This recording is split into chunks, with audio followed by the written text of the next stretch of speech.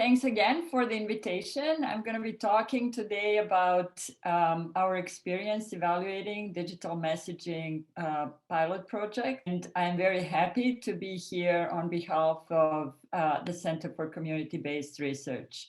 The Center for Community-Based Research is a not-for-profit organization that has been in existence since the early 80s. It is the organization that balances academic excellence with community relevance, working always with community stakeholders and organizations, both in Canada and internationally. So far, we have been working with more than 400 projects on a variety of social issues, including those that relate to the experiences of newcomers. Our mission is to build responsive and supportive communities, and that extends to organizations, to local communities, and broader than that.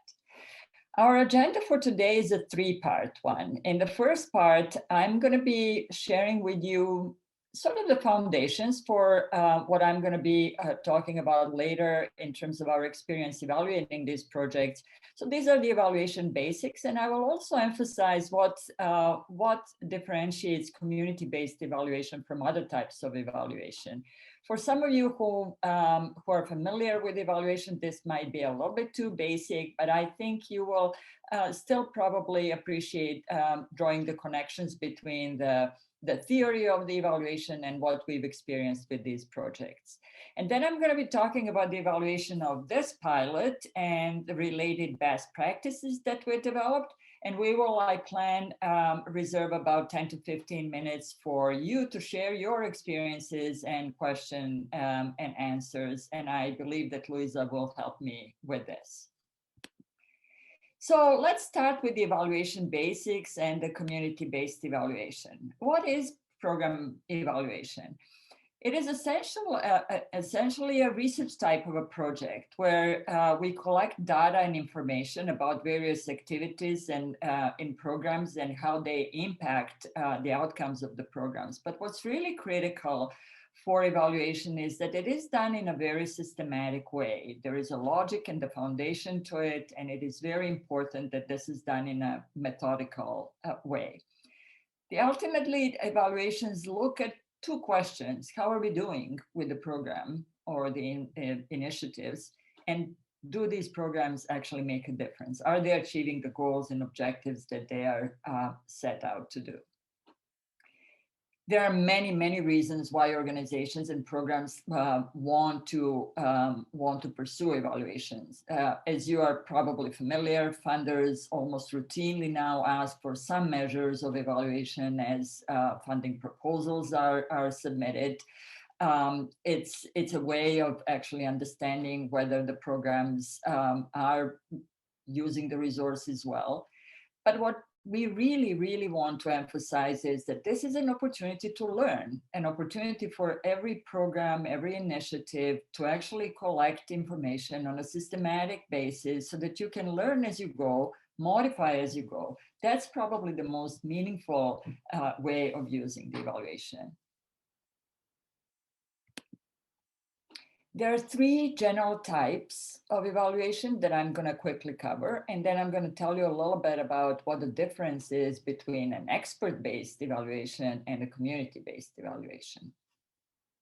So the three main types of evaluation are process or formative evaluation, outcomes or summative evaluation, and the developmental evaluation.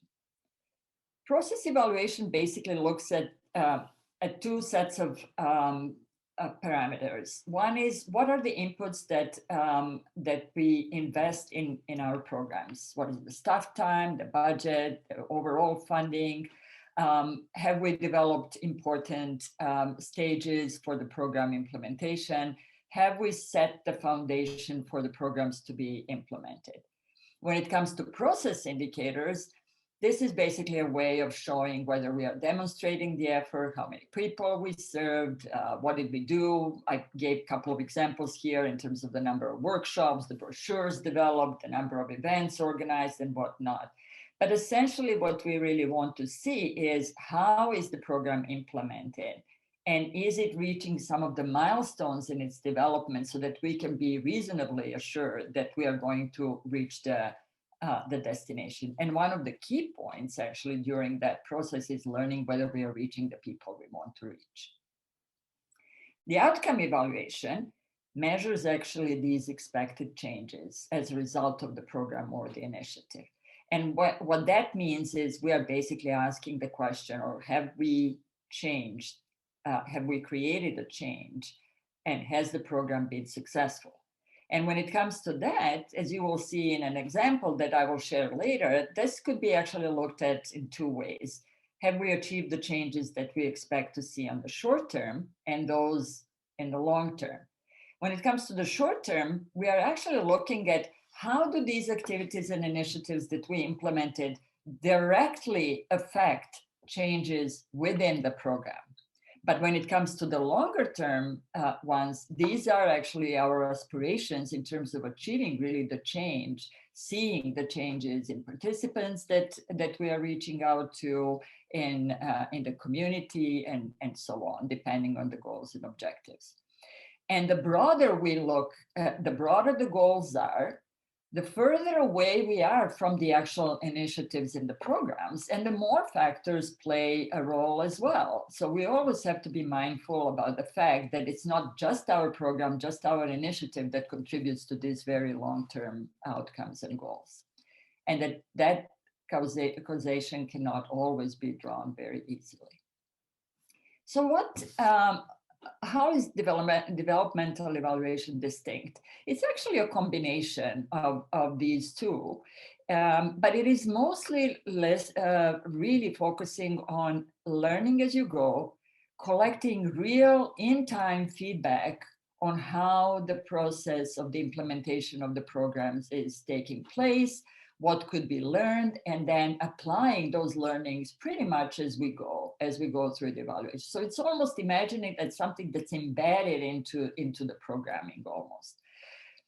What this term actually emerged in about 15 to 20 years ago, and it really emerged in very large system scale types of projects where both the project organizers and participants felt that traditional notion of evaluation is not really working because they are working in a very, very complex environment. The more complex environment, the greater the need for this type of evaluation. And we are using some of the elements of that. So finally, what's community-based evaluation? The community-based evaluation, as I said earlier, is a little bit different than just generic evaluation that is mostly based on looking at what an expert would say in terms of the judgment, assessment of the effectiveness. This is not an expert-based process. There are three hallmarks of the community-based evaluation that we at the center always highlight as we work with organizations and the communities. It is always stakeholder driven. And when we say stakeholders, we really mean everybody who has a stake in the project, from people who participate to people who implement it, to those who are guiding them or who are in the senior leadership, to those who are in their communities, to other community organizations, obviously depending on what the context of the project is. It's also very participatory, which means that these stakeholders are meaningfully involved in the development of the evaluation. They share responsibility and, to a certain extent, control over what is going to be evaluated. Because in order for the evaluation to be meaningful, it really needs to be understood by all the players that will eventually benefit from it. And finally, it is action-oriented in a very, very explicit way. It is quite important to emphasize that the evaluation itself and the outcomes of the evaluations need to benefit the programs themselves, the organizations, and their communities in a very tangible way. You would want to come out with a set of recommendations and actions that you could relatively readily implement in the next stage. So when this all comes together, you can actually imagine a continuous cycle where you engage people, you build relationships with them, all the stakeholders are engaged, they are learning, and they're getting they're able to participate in the process. They learn together, gain new insights through the evaluation, and then the results are shared. And after the sharing of the results, of course, a different kind of engagement happens. So this is sort of we usually use an image of a spiral. Here, we're using the image of the circle, but I think you can get a sense of where and why we are using this analogy. And finally, some evaluation principles. They are certainly the ones that we use in the center and as part of the community-based evaluation, but they're also shared, I'm sure, by other models in evaluation. Evaluations are always most meaningful if they're participatory, which means that you give stakeholders an opportunity to be part of it. They need to be transparent. The purpose has to be always quite clear. Certain level of flexibility is a must. What's scientifically and social science research methods prescribed is only a starting point. You would always have to adjust the tools to the current circumstances and the context. And obviously the ethics are quite important, as well as situating this whole process in a proper context, making sure that it is realistic and that it will benefit the organizations and the community. In terms of the phases that one would go through as they pursue these types of evaluations, laying the foundation is really about making sure that we understand the purpose, but it's also negotiating the goals and the roles in that process. That's where the identification of the stakeholders take place. That's where people have an opportunity to talk about their assumptions, about what they expect from evaluation, and talk about what kinds of changes they were expecting with their programs so that they could be properly understood before being evaluated. The evaluation planning stage is more about really negotiating all these perspectives and then developing proper methodologies and evaluation questions that will help with the collection of data and information. In the third phase, this information gathering and analysis takes place. The information gathering really needs to be adjusted to the people who will contribute this information, to their needs, making sure that we are reaching out to them, that we are ethically using their wisdom and their experiences and whatnot, very much so like you would do in any other proper social science research project. And finally, that extends to the analysis and the summary of the evaluation findings. And what's unique to community-based evaluation is actually trying to go that next step, which many refer to as knowledge dissemination, but we prefer to call knowledge mobilization, where people are actually involved in sharing of the learnings. We would, for example, on many of our projects actually use either a community forum or some other kind of interaction with all the participants in the evaluation, where we would share the results and mobilize them, if at all possible, to start thinking about what to do next. So I'm just going to illustrate what this really means, because some of you might be familiar with the notion of a program theory of a logic model, and sometimes that sounds quite technical. But really, logic models involve a mental process. A logic model shows the series of connections and logical linkages that is expected to result in an achievement of a desired goal. And underlying a logic model is a series of if-then types of relationships that express the program. And that's what we refer to technically as a theory of change. Let me just see if I can drive you. Oh, okay, this is good. If I can do the transition. So this starts with inputs and the resources that one is to invest into developing a program. The staff, the operational expenses, the assets that go into this. And then come the activities. What is it that we want to do? We want to deliver services, we want to teach, for example, we want to offer presentations, we want to do counseling, mentoring, and whatnot.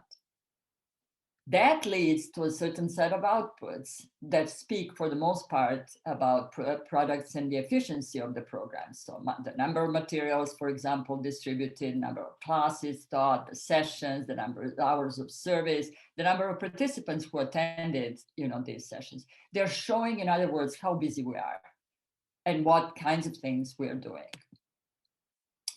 And then we get to the outcomes.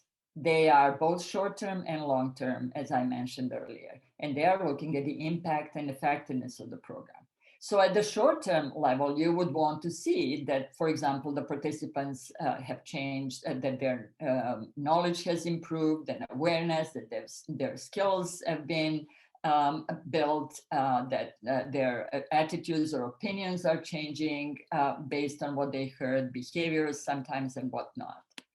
And this is, for example, I just wanted to bring up an example of our logic model for today. So for example, today, in terms of the inputs, you would look into the organizing of the conference, reviewing resources, preparing these presentations and whatnot. For this particular one, you might be looking into how many people participated in the workshops. So these are the outputs. The evaluation basics and best practices shared in this particular presentation.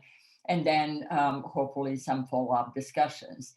And then in terms of short-term outcomes, you would expect that the participants would be much more familiar with the evaluation basics, learn about some of the best practices in digital messaging that I'm about to share, and that you would be able to at least begin to prepare an evaluation plan in your organization for a program that's similar, that's either related to digital messaging or other things. On the long-term basis, we would want to see that commitment to continuous improvement, which is really one of the key messages of every program evaluation. You would want to see the programs being well delivered, feasible, effective, and efficient. This extends then and could be looked at even at the systems level, and that system might be an organization. So if you can imagine different departments or different programs working towards a similar set of goals, you could actually develop a little more complex logic model in that type of situation, which would actually all map out to the mission of the organization. And you would want to see how they together interact and deliver on a certain set of goals. Because of course you can get to a long-term outcome in many different ways, and you may want to see what the interplay of those components has been. So what did we learn in the evaluation of the digital messaging pilots, and what are some of the best practices that we managed to glean out of that evaluation process? We worked with Refugee 613 on 4 pilots, and I believe that by now you're familiar what those 4 pilots are. And we were delighted to have an opportunity to work with people who in 3 different provinces. So we had an opportunity to learn about many different contexts. There were some overlaps between these programs, but also some very unique features. So our challenge was to actually see how we can glean what's most important in terms of key messages to guide future practice in digital messaging.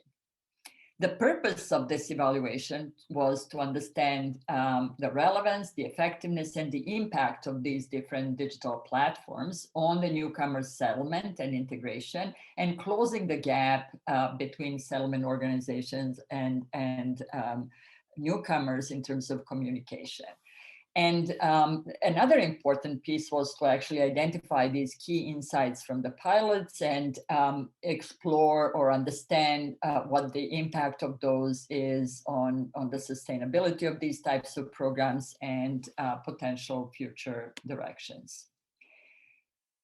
Having said that, we did not really start with a blank slate. The pilots themselves have developed a considerable foundation prior to us coming in to work with them on this evaluation. They've already had developed accountability frameworks. As a matter of fact, I think that a little bit of this was incorporated into the funding proposals, so it was not too difficult for us to actually speak with the stakeholder groups on the principles that we want to use in this evaluation. There were some elements of the logic models used in the projects, and that obviously helped very much with the identification of the different levels of objectives.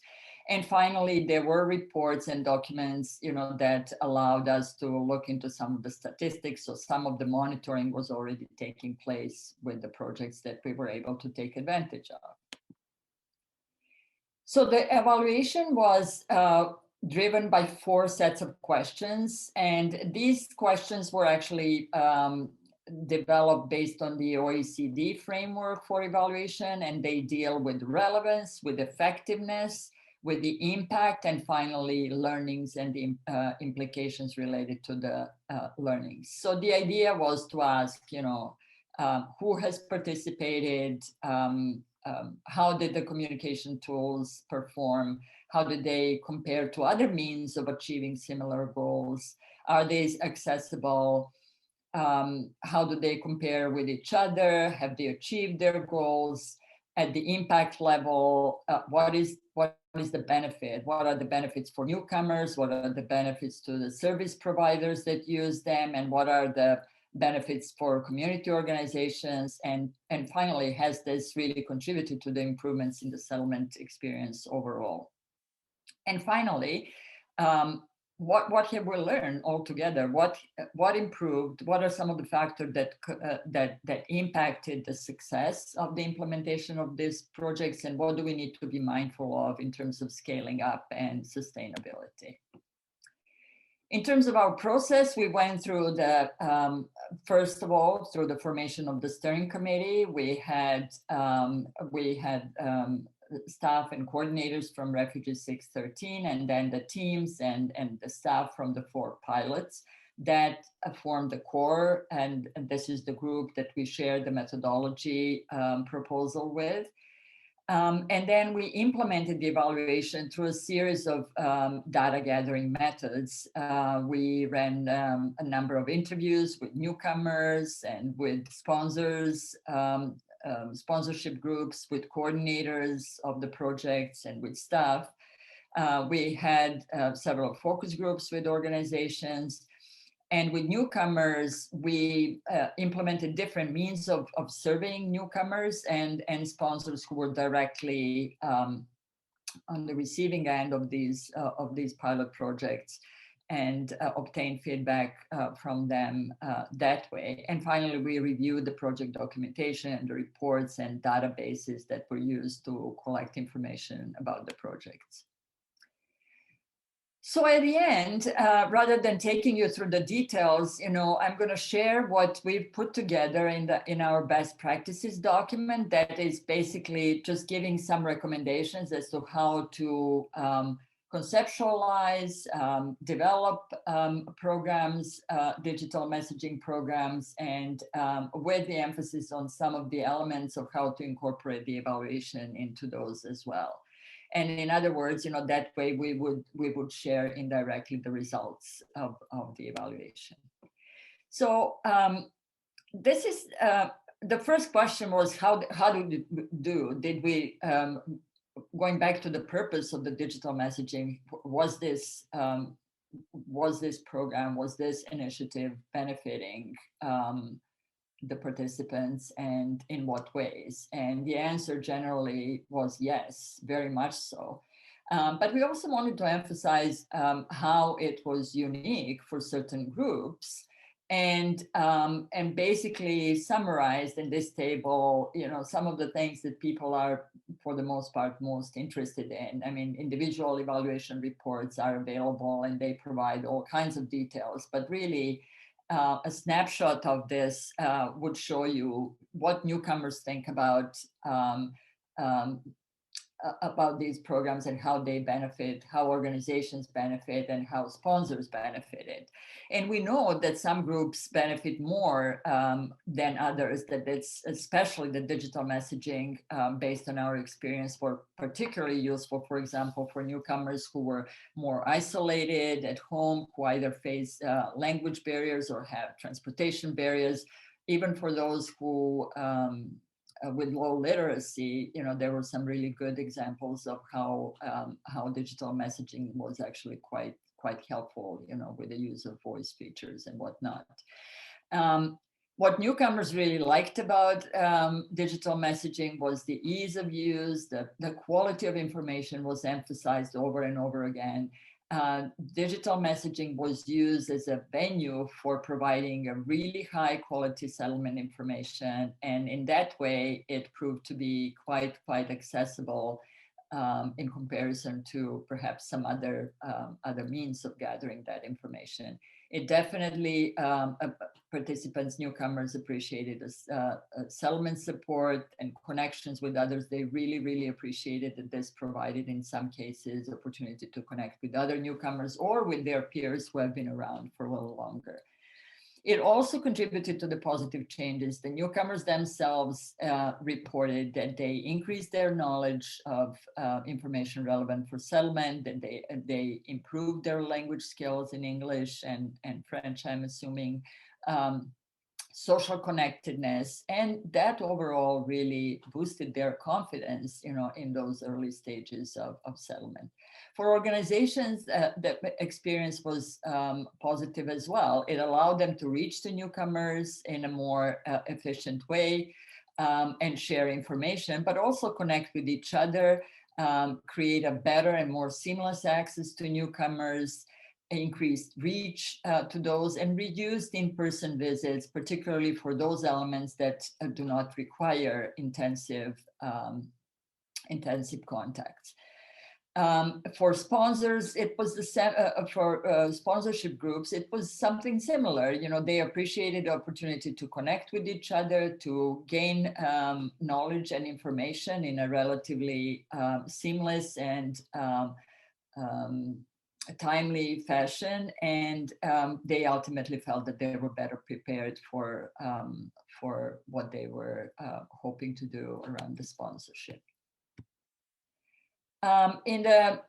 What we would suggest, and what our best practices document emphasizes, is that it's really important, very much like in our evaluation process, it's very important in early stages of project planning, and we heard that from the organizations and community groups, especially, to identify stakeholders and to engage newcomers in those early stages.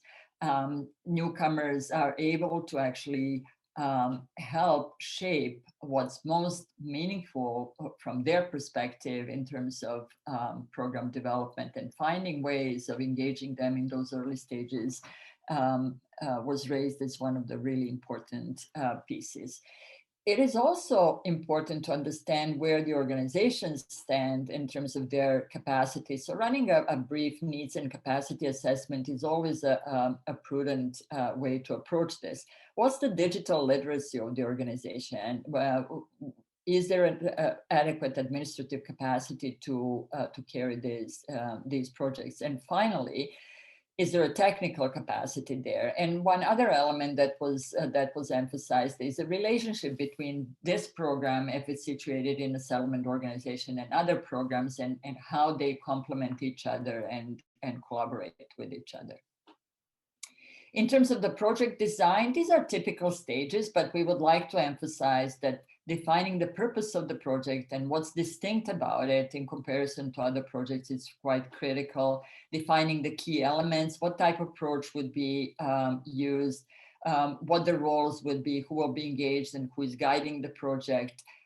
Quite important. And then the development of the digital tools itself is not a trivial, it's actually a time-consuming and very dedicated stage in the program and project development. And of course, part of that is understanding whether there is a sufficient staff, funding, technical support to carry these projects. Another important element that we learned through these 4 projects is how critical it is to develop proper guidelines and protocols for the use of digital messaging. I can't emphasize this enough, because this is something that provides both staff and volunteers with proper guidance on how to navigate sometimes obviously a very new terrain, but also how to navigate different stages and various types of relationships that are that emerge within and across programs as a result of the use of digital messaging. And finally, the last two pieces that we would always recommend is investing in training upfront of both staff and volunteers, and considering even a mini pilot of a month-long one, or piloting just the stages or the pieces of the program that are most critical to the success of the program based on the stakeholders' perspective, because that always gives some insights that are valuable for the implementation overall. So another piece that I would emphasize here is that stakeholder approach and forming the committee is quite actually valuable, because if you were to pursue evaluation later on, you would almost have that stakeholder base to draw from when you look into the evaluation. One important insight that we got from all 4 programs is how critical it is to have a sound participant outreach strategy, and how important it is to not only ask the question of whether we are reaching the participants in general, but whether we are reaching everyone who we intend to reach and who we are not reaching. And asking that question in an evaluation is actually probably the most difficult one, because you need to really dig deeper and understand not only who is participating, but who you are missing from the programs. To that end, it's quite important to develop collaborative relationships within the organization and between organizations in the community to actually understand and assess the progress on this. And of course, we would always advocate that this developmental evaluation approach be used and stakeholders engaged throughout the process. I will end with basically a map of the questions that you could extend to any type of evaluation that you might be interested in when you're looking into a reflective process and reflection on the programs and initiatives that you are taking. Because you can imagine that from these programs, from these questions, you could actually develop series of more specific questions and methods and techniques to gather information. And that is, are we reaching the right participants? Can we improve the outreach? How is it received? How is the program received by newcomers and other stakeholders? What is working or not? How does it compare to other programs? Is it improving the settlement and integration experience? And finally, what can we improve? What can we change in order to deliver a better and more sustainable program if that is needed? Very much for the invitation. All the best to everyone. Bye.